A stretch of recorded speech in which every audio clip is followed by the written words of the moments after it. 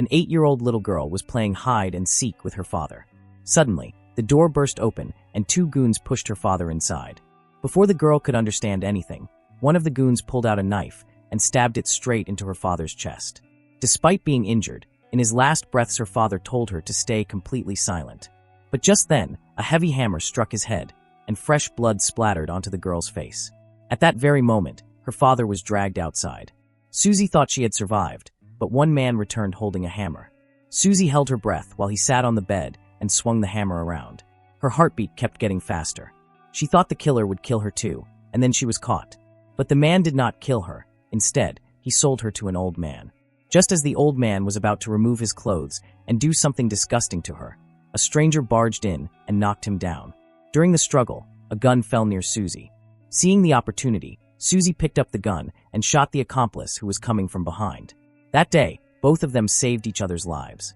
The one who came to save the girl was named Asha, and he was the leader of the Yenbian gang. Susie begged Asha to make her a professional assassin so she could avenge her father's death. Therefore, Asha put her into a gun-assembling competition with a fugitive. The condition was that Susie had to assemble the gun first and shoot the opponent. But he did not expect that Susie would assemble the gun in 10 seconds. Susie aimed, but because of her innocence she could not pull the trigger. Seeing this, the man sped up and aimed at Susie. But at that moment, Asha shot him. After this, Asha began training her. During the training, Susie fell in love with Asha, which made him happy as well. Soon, Susie found a clue about her father's killer. She reached his house with an axe, but there was already a trap set there. Susie was captured. The attacker picked up a hammer, but did not deliver a fatal blow. Instead, he told her that he did not kill her father and that the real murderer was someone else. He was about to reveal the truth when suddenly a window shattered. Asha entered like death itself and finished everyone in a moment.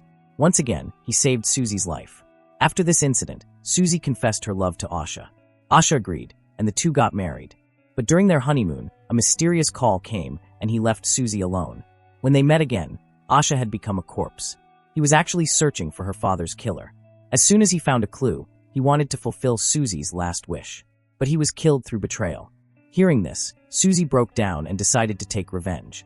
She entered the enemy's hideout alone and killed one henchman.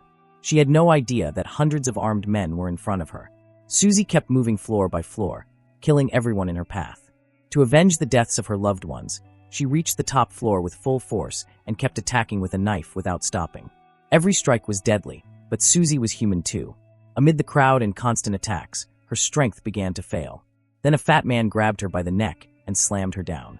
While he was holding her by the hair, Susie could not regain balance. Suddenly, her hand touched something hard, which she smashed into the fat man's knees. He released her hair, and Susie struck his face. As he staggered, Susie overpowered him. She picked up a rope from a shelf and wrapped it around his neck. Suffocating, he fell down.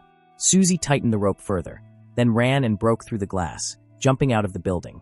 Susie alone wiped out the entire killer organization and avenged her father. As she was about to leave, the police surrounded her. The police, who had been chasing her for months, were stunned by her capability. Just then, an intelligence agency knocked her unconscious and took her along for a special mission, secretly performing plastic surgery on her. When Susie opened her eyes, her face had changed. She was kept locked in a secret base, where poisonous gas was released through ventilation to knock her unconscious repeatedly. But this time, when armed guards came thinking she was unconscious, Susie, who was pretending, suddenly woke up and started attacking. She felt something was wrong here. But inside, girls were performing ballet dance. Susie was shocked at what was going on. Guards began chasing her, and she tried with all her strength to escape. While running, she opened another room where people were specially learning cooking. Seeing her shocked state, it seemed like the people there were used to it. Soon all the guards came after her, and one grabbed her. As they were about to overpower her, Susie pulled out a knife and seized the guard. She thought she would escape, but as soon as she opened the door, she found herself in front of a stage where people were calmly watching her. Terrified, Susie just wanted to get out of this strange place. She kicked open a door where some girls were learning makeup. They were completely normal about her actions because everyone brought here had first tried to escape and failed. Susie started fearing that she too might be trapped here forever. In panic, she began asking for a way out. Just then, a short-haired girl came and promised to show her the way. She opened a secret exit, and they went outside. Then the girl told Susie to jump down. Seeing the height of about 10 meters, Susie hesitated, but the girl jumped down herself. Seeing her safe, Susie stabbed a man in the thigh and pushed him, then jumped as well.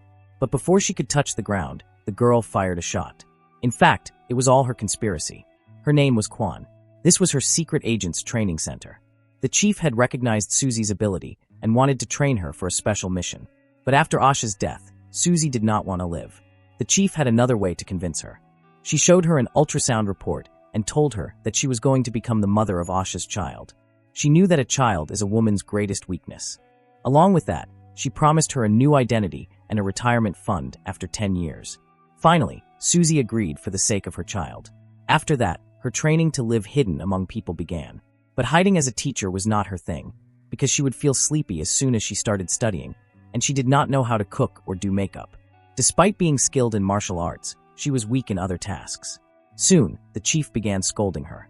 During this time, suddenly a woman barged in with a knife and shouted, asking where the exit was.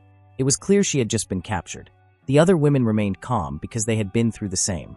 The chief signaled that Suyen should show her the way out. Susie understood what was about to happen. Sometime later, Susie gave birth to her child. As the child grew, her responsibilities increased. She began working hard to rank first in training, so she could get out soon. Seeing her desperation, the chief gave her a chance. She said that if Susie killed a man, then after the mission she could go outside with her daughter. As soon as she got the opportunity, Susie decided to complete the task. That night, she entered the man's house with a weapon. But the man was already prepared. As soon as she stepped inside, he knocked her gun away with a sword and started attacking. But Susie grabbed him. When he could not free himself, he switched hands and struck. As Susie stepped back, he escaped her grip and a fierce fight broke out between them. The man was no less agile.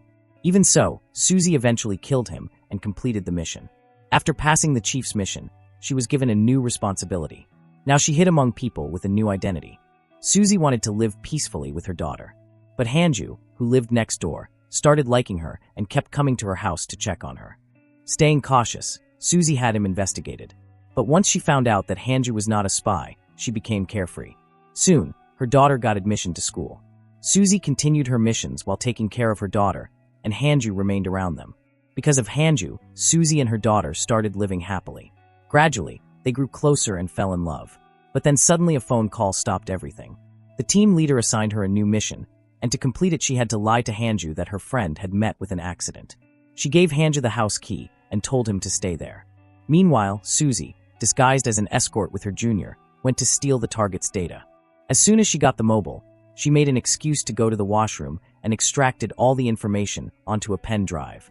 She copied the mobile's data and hid it inside a pen clip. The job was done in 10 seconds. When she returned to the room, she saw that her junior had been caught.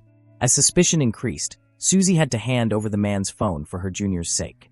The clever man understood that the data had been copied, so Susie was forced to give him the clip as well. Suddenly, a dangerous fight broke out among the four. Susie counterattacked and retrieved the pen drive, but her junior was badly injured. Just then, the chief arrived at the right time. Susie immediately told her to take the junior to the hospital, but the chief ignored her words. "Minju will die. Take her to the hospital or she will die. What should I do? You should have done your job properly." Susie stood helplessly watching her junior breathe her last. The chief's rule was clear: the strong will survive and the weak will die. Returning home and seeing her daughter sleeping on the sofa, Susie broke down and began worrying about her future. She tried to hide her tears under the sound of running water, but Hanju heard everything. Seeing Susie crying, he hugged her without asking questions. With that support, their love deepened. But when Hanju proposed marriage, Susie hesitated. She was afraid that her truth would scare him. "If you learn my truth, you will be afraid and leave me. No matter who you are or how you are, I will never leave you. I will always stay with you." In the end, she melted and asked the chief for permission to marry Hanju. Susie liked Hanju and wanted her daughter to be safe after her. The chief agreed, but set the condition that she would decide the wedding location and guests. She warned that Susie must obey every order, and after 10 years she would get freedom. Susie happily gave Hanju the news, and he was happy too. But then the real truth was revealed. Hanju himself was the chief's agent assigned to monitor Susie. From the day he arrived at the base, he had been keeping an eye on her. Even the love between them was part of the chief's planned strategy, so that Susie could be watched at every moment. Unaware of this truth, Susie kept waiting for the wedding. But 10 minutes before the wedding, the chief assigned her a new mission. This mission had already been planned, and the location was chosen for that reason. At the right time, Susie received all the weapons and aimed at the target. Holding the white sniper rifle, she looked even more beautiful. Before pulling the trigger, she looked at the face, but as soon as the shot was fired, she panicked badly. The bullet hit the glasses. Guards immediately surrounded the man. Regaining composure, she fired a second shot, which hit the bodyguards directly. Now she clearly saw the target, and it turned out to be her supposedly dead husband, Asha. Susie was stunned.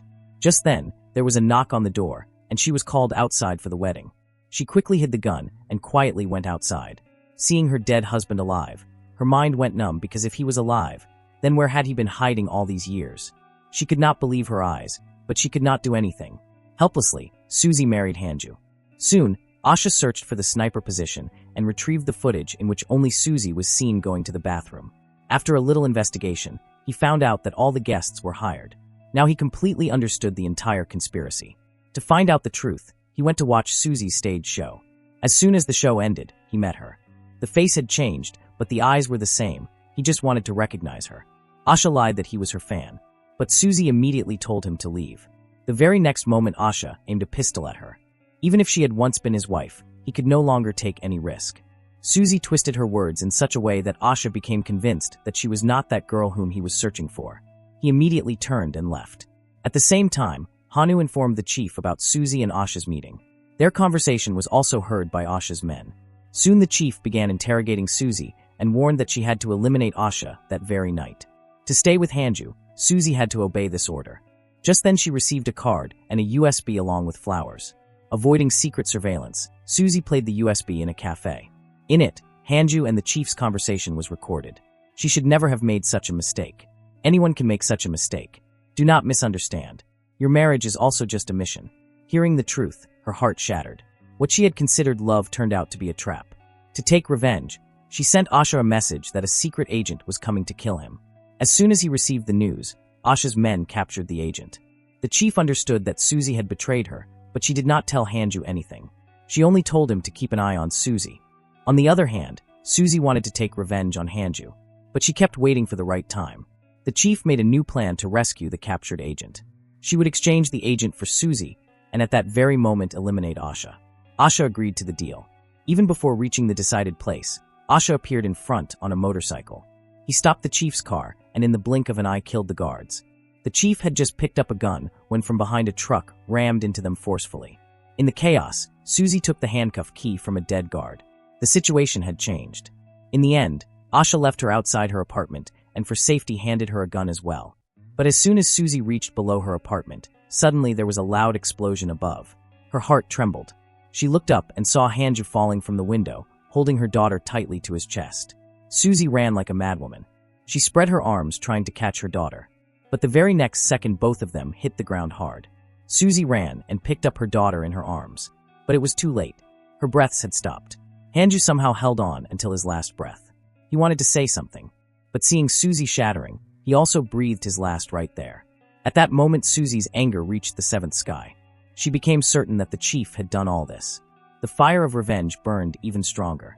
Now she wanted only one thing, the chief's death. But just then the chief quietly turned on a monitor. On the screen, footage from before the explosion began to play.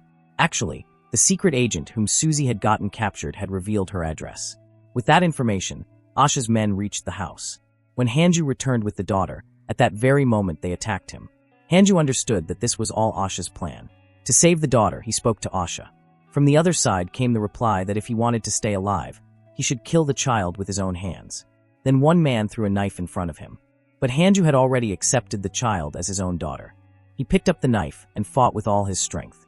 Because the enemies were many, he could not stand for long and was captured again. Then Hanju came to know a truth, that the thug who had killed Susie's father was none other than Asha himself. Hearing this, the ground slipped from beneath Susie's feet. After this, she and a bomb were tied together. The plan was absolutely clear.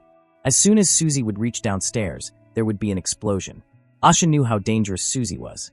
He wanted to break her so completely that she herself would stand against the agency. But he made one mistake. The chief had footage of the entire house. As soon as the truth came out, only anger remained inside Susie. She drove the car straight onto the roof and rammed it into Asha's hideout. The moment she stepped inside, she killed everyone one by one. Within minutes, bodies were lying everywhere. Finally, Asha came out of his hideout. But in Susie's mind, only one question was still revolving. Had Asha ever truly loved her?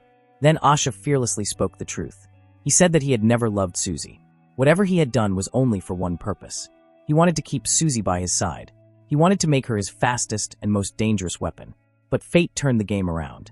Hearing this, Susie broke from within. She threw away the pistol, took out a small dagger, and without wasting a moment pounced on Asha.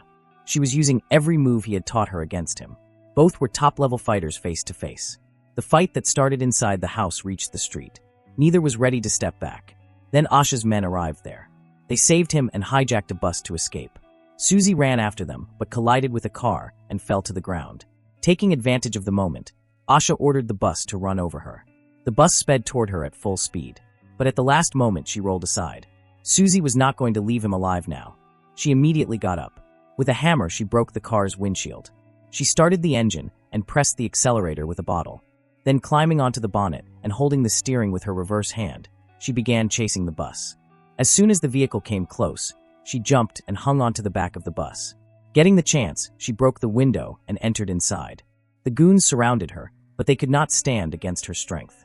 Then Asha himself had to come forward, and Susie was ready for a fight to the end. As soon as Asha weakened, he called the goons and attacked Susie from behind.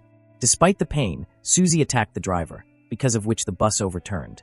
Injured in the crash, Asha could not even move, and Susie got her chance. She picked up an axe, but before striking, her hands stopped. Asha smiled and began whistling exactly the way he had that night when he killed Susie's father. That sound was still alive inside her. In a single moment, all her anger returned like a storm. This time she did not hesitate at all. In one stroke, she separated his head from his body, and Asha's story ended right there.